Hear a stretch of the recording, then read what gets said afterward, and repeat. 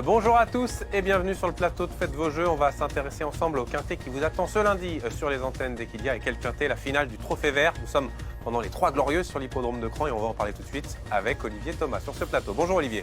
Bonjour à tous. Ça a toujours été un rendez-vous très important. On baptisait cela avant le Grand Prix des Sulky, rendez-vous incontournable de la fin de l'été sur l'hippodrome de Caen, devenu donc depuis quelques années maintenant la finale du Trophée Vert. Et c'est très sympa qu'elle soit associée bien sûr au quintet pour avoir plus de visibilité. Et vous avez réclamé votre participation à cette émission depuis 2 ou 3 mois, c'est bien ça? Complètement. Bon bah c'est parfait. J'espère que vous avez donné le quintet au minimum dans l'ordre. On verra pour la suite de cette émission. On va retrouver une invitée qu'on connaît très bien sur notre antenne également, qu'on va saluer tout de suite. Il s'agit de Nadège. Bonjour à vous Nadège. Vous avez vu, le décor a été planté par Olivier sur ce plateau. Est-ce que vous le sentez bien également, ce quintet, cette finale du Trophée Vert? Bonjour Anthony, bonjour Olivier. Et oui, je le sens très bien, cette finale du Trophée Vert. J'ai hâte de parcourir ça avec vous et de faire le prono.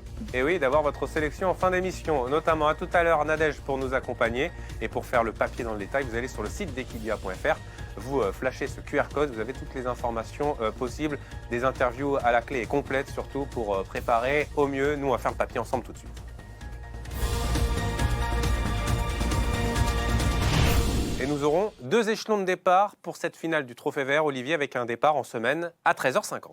Des chevaux bien connus, il faut avoir participé à au moins une étape pour être qualifié donc pour cette finale. En ce qui concerne le classement général, eh bien rien n'est fait. On sait que les points sont doublés à l'issue de cette finale. Donc ce n'est qu'à l'issue de cette course que l'on connaîtra celui qui va remporter le classement général de ce Trophée Vert. On voit ici les partants, des chevaux bien connus.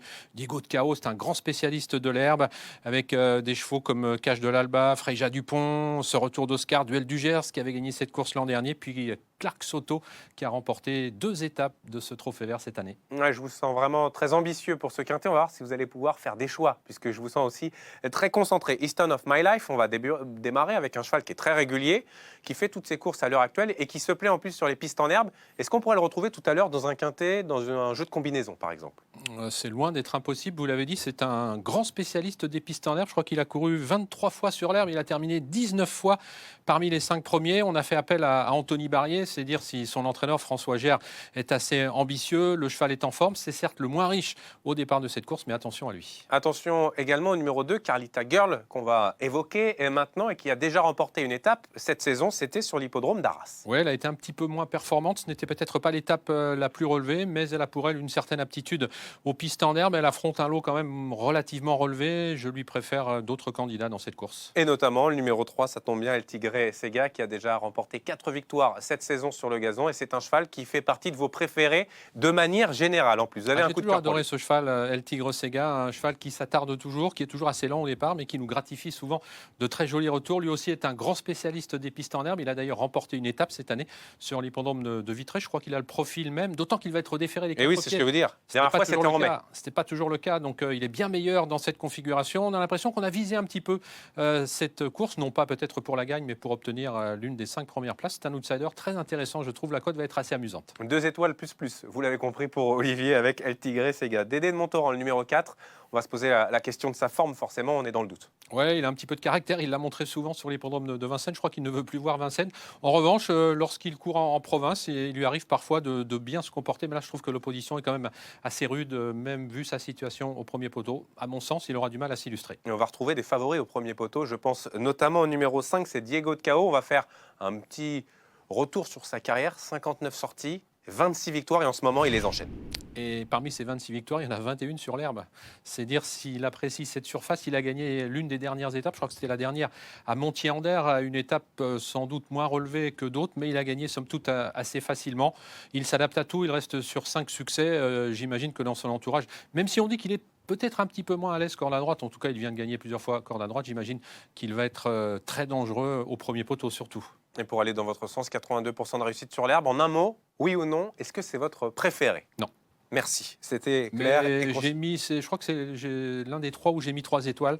Je pense que c'est quasiment un coup sûr parmi les 5 premiers. Oui, c'est vrai qu'il y a des chevaux qui se détachent au papier. Nous avons 4-5 favoris avec des concurrents qui vont devoir rendre 25 mètres. Nous avons Clyde Delaroche maintenant qui nous attend. Les couleurs de Christian Boinard, un cheval qui arrive avec de la fraîcheur et qui a déjà fait l'arrivée à grosse cote dans ce circuit à 110 €. C'était sur l'hippodrome de Tours. Et quand on voit le palmarès, on s'aperçoit qu'il y a souvent des très grosses cotes. Mais non pas pour lui. Pourquoi pas lui, mais je n'y crois pas. D'accord. En un mot, c'est parce que ça paraît compliqué vu l'opposition, j'imagine. Oui, voilà, complètement. C'est un cheval qui commence à prendre un petit peu d'âge. Voilà. Passons à Déesse de Guéron, qui pour moi attire mon attention personnellement. On la connaît, elle a de la qualité. Est-ce qu'il faut effacer ses dernières contre-performances? Elle a été très performante à la fin de l'hiver, au début du printemps, et elle a marqué un petit peu le pas. Donc, on lui a accordé un petit break. Elle aura pour elle la fraîcheur, mais est-ce que ça va suffire? Elle fait une toute petite rentrée face à les concurrents qui, eux, vont se présenter au top de leur forme. Je sais pas. En tout cas, l'entraînement est très en forme, celui de Pierre-Louis Deshonnêtes. On peut, pour ces raisons, s'en méfier. En cas de défaillance de favori, Voilà, pour vous comprendre. complètement. Le numéro 8, c'est Diadem Blue. Maintenant, un cheval qui a pris de l'âge, qui a des gains, mais qui au chrono ne les mérite pas. Dernièrement, au Sable d'Olonne, il trottait une 13-2 sur 2800 mètres. Une étoile, pour lui, c'est un outsider. Oui, globalement, il a été quand même assez décevant depuis le début de l'année, même si vous avez raison, il a montré du mieux à l'occasion de ses 2 dernières tentatives. Alors, est-ce qu'il va le confirmer? L'engagement reste assez favorable le concernant. Moi, j'y crois pas plus que cela. Il a assez peu couru sur l'heure, mais je crois qu'il a déjà gagné sur cette surface, donc pourquoi pas. Olivier, on est à mi-parcours déjà dans cette émission. On va voir un peu votre point de vue concernant les concurrents majoritairement du premier échelon. Nous avons des chevaux qui se détachent, on l'a dit, avec notamment El Tigre Sega qui va porter le numéro 3, qui fait partie des bons outsiders ici. Et puis Diego de Cao, c'est logique, sur une piste en herbe. On continue avec le premier poteau de départ et on va s'intéresser à Cache de l'Alba. C'est l'heure des retrouvailles avec Eric Raffin. Ça donne envie au niveau du tandem, au niveau des performances. Qu'est-ce qu'on y pense? Il y a eu du bon et du moins bon cette année, notamment dans ce trophée vert. Le bon, c'était il y a quelques semaines. Ces dernières courses sont un petit peu moins bonnes.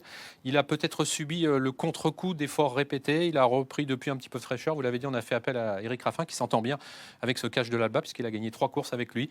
Pourquoi pas? L'engagement, en tout cas, est extrêmement favorable. C'est un cheval qui est assez pratique et dans ce genre de course, bien c'est important. Affaire d'impression, c'est bien ça? Voilà, complètement. Il peut accrocher une petite place. Je ne pense pas qu'il puisse gagner cette course, mais il peut accrocher une petite place. Et ça tombe bien, puisque vous dites des propos qui vont sûrement plaire à Nadège, notre invité, qui l'a retenu en bout de combinaison, notamment c'est avec Eric Raffin, Cache de l'Alba. Nadège, vous y croyez et ça paraît plutôt logique. Oui, tout à fait. Moi, j'y crois. Pour moi, c'est mon petit outsider de ce quintet. Il est confié à Eric Raffin pour cette course. Il peut créer la surprise en étant dans les 5. Début juillet, il a fait une belle course et il s'est placé 2e. Donc, il est possible qu'il réitère la performance.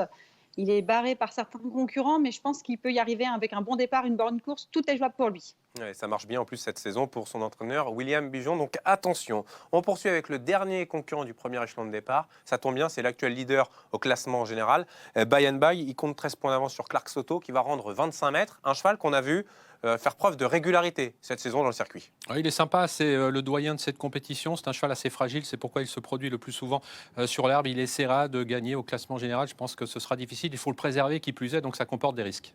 On passe aux 25 mètres. Maintenant, la tâche est compliquée pour vous pour faire des choix. Freya Dupont, on la voit pour l'entraînement de Nicolas Bazir avec Jean-Michel Bazir au sulky. On regarde ses performances, ça donne le sourire à son entourage. Elle est bien disposée en ce moment. Elle a longtemps été très décevante la fin de l'année dernière, cette année, mais elle a retrouvé toutes ses sensations. Elle a gagné une étape d'ailleurs de ce trophée vert. Et elle n'a été battue en dernier lieu que par Ampiamédée SM, une superbe jument. On peut penser qu'elle a retrouvé toutes ses sensations. L'herbe ne lui pose pas de problème, puisqu'en 4 tentatives sur le gazon, elle a remporté 3 courses avec Nicolas Bazir. Je pense qu'elle doit pouvoir rentrer dans le quintet. Ouais, elle avait devancé Duel du Gers, notamment sur l'hippodrome de Royan. Elle comptait 25 mètres d'avance. Voilà. Cette fois, pour le quintet de ce lundi, ils seront à poteau égal. Complètement. On poursuit maintenant avec le numéro 12 dans cette épreuve qu'on va découvrir ensemble. C'est ce retour d'Oscar. On avait de quoi s'inquiéter au niveau de ses prestations. Et puis on l'a dit tout à l'heure pour évoquer une course de référence. Il a refait surface brillamment sur l'hippodrome des Sables Elle d'Olonne. vient de créer une belle surprise en gagnant brillamment d'ailleurs sur l'hippodrome des Sables d'Olonne. Il retrouve un jockey avec un driver plutôt avec lequel il s'entend très bien. C'est Jean-Philippe Monclin. Il a parfois bien réussi sur l'herbe à ne surtout pas mésestimer dans cette épreuve. 12-8 sur 2800 mètres. On évoquait le chrono était là. Donc pourquoi pas en bout de combinaison. Oui, voire pourquoi pas mieux s'il bénéficie d'un bon parcours. On attend toujours votre sélection et vos préférés. Je pense que ça va arriver maintenant avec Duel du Gers, le numéro 13. C'est le tenant du titre. Il avait enchaîné les victoires en 2020. Cette saison, il enchaîne les places, mais à chaque fois, il rendait 50 mètres. Ouais, je crois qu'il a été invaincu d'ailleurs à l'occasion de ses 8 premières tentatives sur l'herbe, dont plusieurs étapes de ce Trofeo Vert. Cette année, ça a été un petit peu plus difficile parce qu'il devait rendre à chaque fois 50 mètres. C'est pas toujours facile vu les profils de piste, mais Mathieu Abrivard le dit cette fois-ci mieux qu'il n'a été. Au 25 mètres, je pense qu'il peut se succéder à lui-même parce que c'est un cheval de classe. Rappelons que c'est lui qui avait remporté cette finale l'an dernier. Et justement, nous allons écouter son partenaire et entraîneur Mathieu Abrivard tout de suite. Toujours à Granville, les courtes premières. J'ai ramené le gagnant sur mon dos, c'était pas évident. Mais il s'est bien accroché quand même pour aller chercher la 4e place. Donc j'ai plus de repères à Cran qu'à Granville. En tête, Diego de Cao. Après avec nous, Frégia Dupont, Clark Soto, Elvis de Vallon. Voilà, je pense que j'ai un petit peu les 5 chevaux de la course. Mais le cheval est bien, donc si ça se passe bien, normalement, on va essayer d'aller chercher une bonne place sur le podium. C'est bien, en bonus, on a eu le quintet de Mathieu Abrivard. Ça pourrait vous inspirer tout à l'heure, Olivier. Il est sympa. Brillant Madric nous attend. C'est un cheval qui va faire son retour au trot attelé. Dernièrement, à Anguin, on peut se poser des questions. Il a été rapidement arrêté. Peut-être un problème de santé, peut-être un jour sans. Problème pulmonaire, a dit Alexandre Abrivard. Il a été soigné, mais est-ce qu'il va être au top pour ce rendez-vous? Bon, c'est jamais très bon signe, mais au niveau de la qualité, il a la qualité suffisante pour bien faire, mais il y a un petit doute quand même. On va essayer de lever le doute tout de suite avec son entraîneur Laurent-Claude Abrivard qui nous a touché un mot. Il rentre qu'au 25 mètres. Faut pas qu'il soit dans le rouge en partant. Il y a des très bons chevaux en tête. Fin de combinaison, mais pas mieux. On a senti dans sa voix que la mesure était plutôt présente concernant Brillant Madric. On enchaîne maintenant avec Elvis du Vallon qui a couru sagement à Montillé-en-Der pour se qualifier pour cette grande finale. Ça sent le jour J quand même. Alors on a l'impression que c'est un objectif pour lui. Il a très peu couru sur l'herbe, mais s'y est toujours très bien comporté. C'est un cheval de classe, il l'a prouvé tout au long de la saison. Ça sent bon, d'autant qu'il va retrouver David Thomas avec lequel il s'entend bien. Il peut gagner cette épreuve. Ah oui, il peut s'imposer comme à la parade. Pour moi, il a le profil. Il peut aller loin, imposer sa dureté, un peu écurer ses adversaires. C'est comme ça qu'il a engrangé quand même 150 000 € depuis le 1er janvier. Il est capable de tout faire. Il peut durcir la course, mais il peut même attendre. On sait que la ligne droite de Cran est longue. Et son entraîneur, Charles Cuillet, s'est arrêté à notre micro. Il va nous parler de cette préparation avant la finale du Trophée Vert. Il est très bien le matin, et il est bien monté en condition sur sa course de Montillé-en-Der. Il a très bien travaillé et il a suivi le même programme qu'il avait avant les Sables d'Olonne, donc non, le cheval est bien. Et pour finir, on passe à Clark Soto qui s'était classé 4e l'an passé de la finale et qui reste sur 2 très belles impressions dans ce circuit. 2 très belles victoires alors qu'il rendait 50 mètres. Cette fois-ci, il ne rendra que 25 mètres aujourd'hui. Il retrouve des adversaires avec un net avantage. Il a été étincelant à l'occasion de ces 2 victoires récentes. On revoit donc celle du Trophée Vert de Granville. Je pense qu'il peut gagner. C'est un cheval tout neuf malgré le poids des ans. Ce Clark Soto, il s'entend très bien avec Guillaume Martin, un jeune qui progresse à grands pas. Voilà, il a sa place bien sûr dans les 5 premiers. Il peut même gagner cette épreuve. Et on va le retrouver dans quelques instants dans vos tickets. On va faire un point justement sur vos préférés avec vos étoiles complètes pour cette finale du Trophée Vert. Et on va surtout écouter Nadège qui nous attend avec impatience pour nous dévoiler sa sélection. Alors Anthony, déjà pour le favori, je pars sur le 5, Diego du Cao, qui a que de belles performances dernièrement. Il est très en forme, je le vois bien faire l'arrivée de ce quintet. Il a déjà vaincu quelques-uns de ses adversaires. Je pense qu'il ne faut pas l'écarter. Pour ma part, vraiment, ce sera mon favori aujourd'hui. Ensuite, le 11, Fréja Dupont, associé à Jean-Michel Bazir pour cette échéance. Elle peut être redoutable, surtout que sa musique est bonne. Sur cette dernière sortie, elle va sûrement être dans les 5 à l'arrivée. Une bonne chance à coup sûr, à ne pas écarter. J'ai choisi de la garder haut dans mon pronostic. Le 16, Clark Soto, un bel engagement dans ce quintet. Il est en forme. Il a 2 belles victoires dernièrement à son actif. Sûrement une première chance. Il a pris sa revanche avec le duel du Gers et peut renouveler certainement l'exploit ici. Évidemment, je n'écarte pas le duel du Gers. Le 13, il aura à cœur d'avoir une belle place dans ce quintet et de montrer qu'il peut être à l'arrivée. Le 9, pour terminer, Cache de l'Alba, mon petit outsider dans ce quintet. Associé à Eric Raffin. Merci beaucoup Nadège et à très bientôt pour une nouvelle émission de Faites vos jeux. Olivier, le cœur va parler avec vos 2 tickets pour cette finale du Trophée Vert. Avec, pour commencer, un petit 2 sur 4 avec Duel du Gers que j'aime beaucoup et El Tigre Sega pour amener un petit peu de piment en rapport. 3 et 13 en 2 sur 4 et un quintet.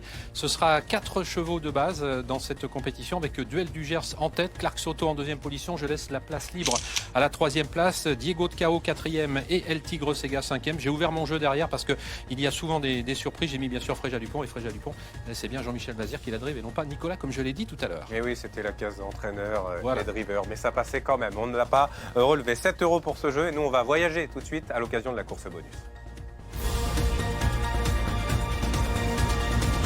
Puisque nous partons de l'hippodrome de Cran pour nous rendre en direction de l'hippodrome de Feur. Cette fois, le pic 5, 15h52 et des chevaux qu'on connaît très bien, très argentés avec El Greco Bello qui attire l'œil au premier poteau. Oui, c'est un très bel engagement pour ce numéro 9, El Greco Bello. Des chevaux qui, pour certains, viennent de courir à Divonne-les-Bains. Certains n'ont pas été très heureux. Je les ai mis dans ma sélection, notamment Delta du Porret et autres Florine de Viette. C'est un joli lot, hein, ça tient la route. Je vous propose un couplet gagnant placé avec des outsiders et des chevaux en vue. Gueulaille sera sans doute très en vue. Outsider Delta du Porret, il fait partie des malheureux. Et puis le numéro 3, Florine de Viette, très bonne finisseuse. Un pic 5 flexi, 50% dans cette compétition. 7 concurrents, ça coûte 10,50 €. J'ai déjà parlé des 3 concurrents. Le 4, Kate de Caponnet. Le 7, Elan Baroque. Le numéro 9, donc El Greco Bello. Et puis un seul cheval au deuxième poteau. C'est Drop des Duriers. Je m'appuie sur les chevaux de tête. Ouais, difficile de rendre la distance sur l'hippodrome de Feur. Merci beaucoup Olivier. Merci à vous. Merci à tous de nous avoir suivis et à très bientôt pour une nouvelle émission de Faites vos jeux. Passez une bonne journée sur l'antenne d'Équilibre.